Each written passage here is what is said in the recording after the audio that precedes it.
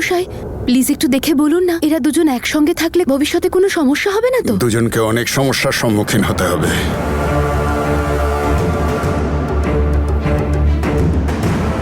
মানে ওদের দুজনের কুষ্ঠি আমি পড়ে দেখলাম। আমার এটা মনে হচ্ছে যে এদের দুজনের সম্পর্কের মধ্যে অনেক বাধা রয়েছে। গ্রহ আর নক্ষত্র দুটোরই গতিপথ এমন, যদি এরা দুজন এক হয় তাহলে অনেক বাধা আসবে। এদের কোষ্ঠী অনুসারে এদের দুজনের বিয়ের কোনো সম্ভাবনা নেই। যদি কোনোভাবে এদের দুজনের বিয়ে হয় তাহলে এরা বিরাট এক সমস্যার সম্মুখীন হবে। হয় এদের দুজনের মধ্যে একজনের অথবা এদের প্রিয় কোনো একজনের মৃত্যু ঘটবে।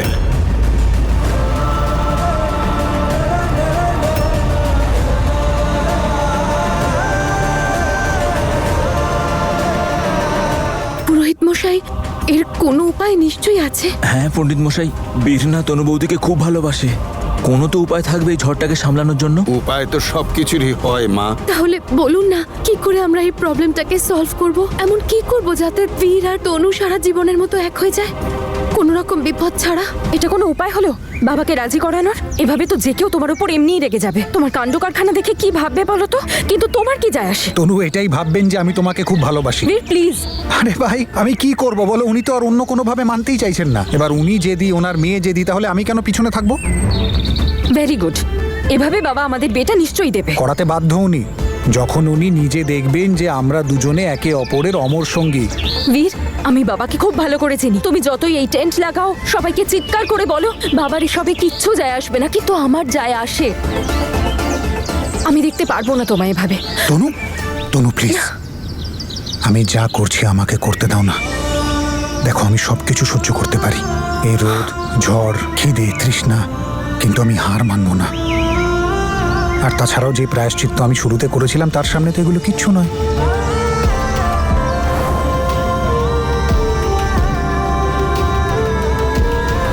এখানে অ্যাটলিস্ট তুমি তো আছো আমার সামনে। তোমায় সামনে দেখলে আমি কষ্টটাও বুঝতে পারবো না। তাই যতক্ষণ না পর্যন্ত আঙ্কেল আমাকে ক্ষমা করবেন, না মানবেন, আমি এখান থেকে নড়ছি না।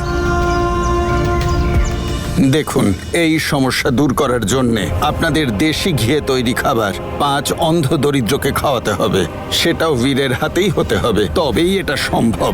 ঠিক আছে পুরোহিত মশাই, আমরা এই সব নিয়ম ঠিক ঠিক করে পালন করব।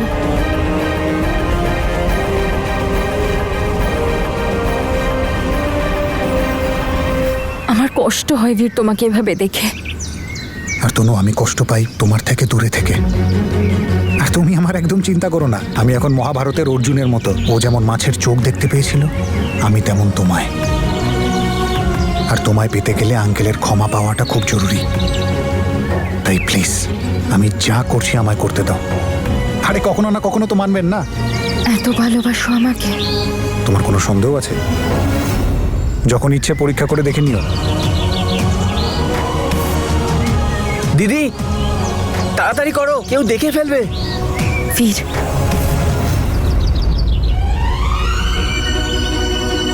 শুধু আমাকে দেখতে থেকো। প্রমিস করো যে আমার চোখের সামনে সব সময় থাকবে। যতক্ষণ তোমায় দেখতে পাবো আমি লক্ষ্যভ্রষ্ট হব না, আর সবকিছু ঠিক হয়ে যাবে।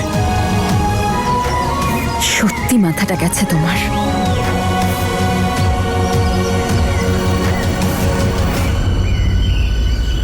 বুঝো, আমি জানি যে তুমি তোমার বন্ধুকে নিয়ে ভীষণ চিন্তায় আছো। ঠিক সেভাবেই আমিও তনুকে নিয়ে খুব চিন্তায় আছি। কিন্তু আমি এটা শুনেছি যে কিছু নিয়ম পালন করলে প্রবলেম কিছুটা পরিমাণ হলেও সলভ হয়। তুমি সুইটিকেই দেখো না, কতদিন ধরে ওর বাড়ির লোকেরা ওর বিয়ে নিয়ে চিন্তায় ছিল, কিন্তু কি সব নিয়ম পালন করলো আর ওর বিয়ে ফিক্সড হয়ে গেল। আমার মনে হয় আমাদেরও এটা করে দেখা উচিত। জেসমিন বুজোর সাথে এখানে কি করছে? কিন্তু বোঝো, আমাদের কিন্তু এটাও খেয়াল রাখতে হবে যাতে বাড়ির লোক এখন কিচ্ছু জানতে না পারে। ঠিক আছে।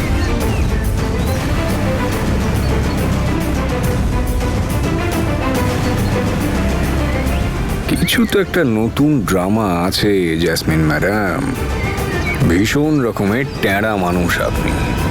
আপনাকে দেখছি চোখে চোখে রাখতে হবে এবারে। বীর কিছু শুনতে রাজিই নয়। আর এভাবে তো আমি জানি ও বাড়ি থেকেও কাউকে খাবার আনতে দেবে না।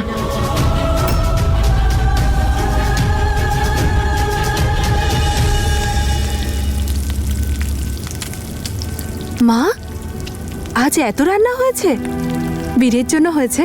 না না সিমরান দিদি, বীরের জন্য রান্না তো অলরেডি প্যাক হয়ে গেছে। এটা আমি ওই গরিবদের দান করব বলে বানাচ্ছি। ঠাম্মি বলতেন যে গরিবদের খাবার খাওয়ালে নাকি পুণ্য হয়।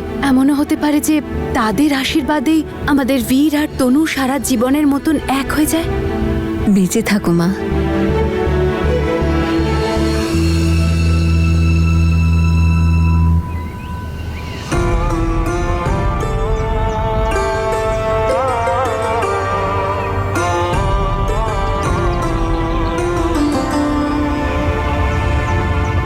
বুঝো, এই খাবারটা বীরকে দিয়ে এসো। খিদে একদম সহ্য করতে পারে না ও। খিদের জ্বালায় ছটফট করে। কিন্তু ও তো আমাদের বারণ করেছে, কিচ্ছু চায় না ওর। ও তো বলছিল ও নিজেই তৈরি করে নেবে। আরে কি বানিয়ে নেবে মানে? এক কাপ চাই বানাতে পারে না দাদা? চল অমৃত, আমরা যাই, বীরের সাথে কথা বলি।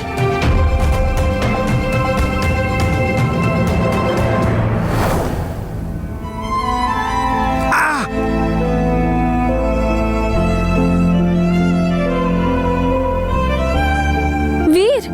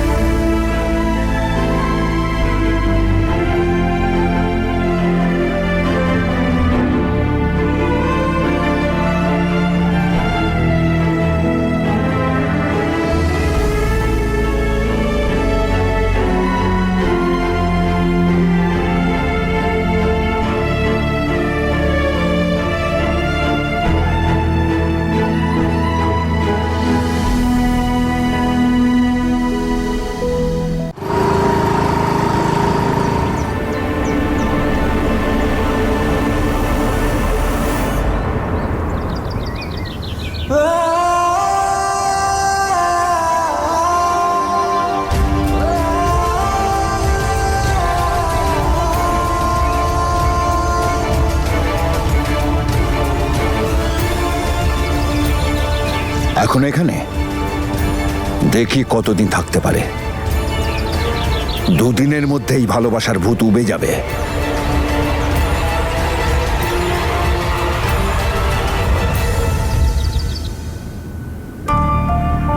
কি মনে করেছে কেউ নিজেকে এইভাবে আমার মত বদলে দেবে?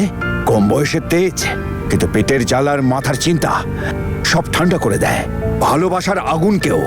তুমি যাই বলো না কেন, আমার তো ছেলেটার উপর খুব মায়া হয়। ও সবকিছু তনুর জন্য করছে, তনুকে খুব ভালোবাসে। তুমি বুঝছো না কেন? ওর ওই মুখ দেখে তোমাদের হয়তো মনে করুণা জাগছে, কিন্তু আমার শুধুমাত্র রাগ হয়। আর এত রাগ যেটা আমি বোঝাতে পারবো না কাউকে।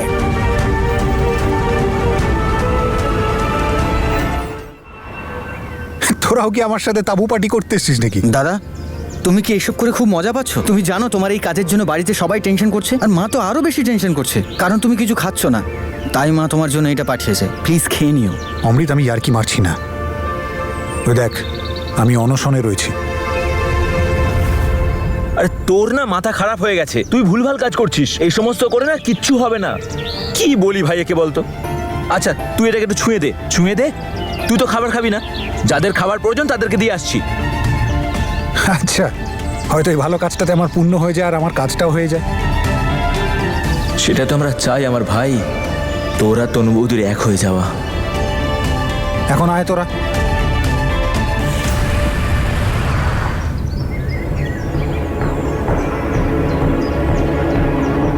বুঝো, ওই দেখো, আমি 5 জন নেত্রহীন অভাবী মানুষকে এক জায়গায় করে রেখেছি। চলো তাড়াতাড়ি গিয়ে ওদের খাবার খাইয়ে আসি।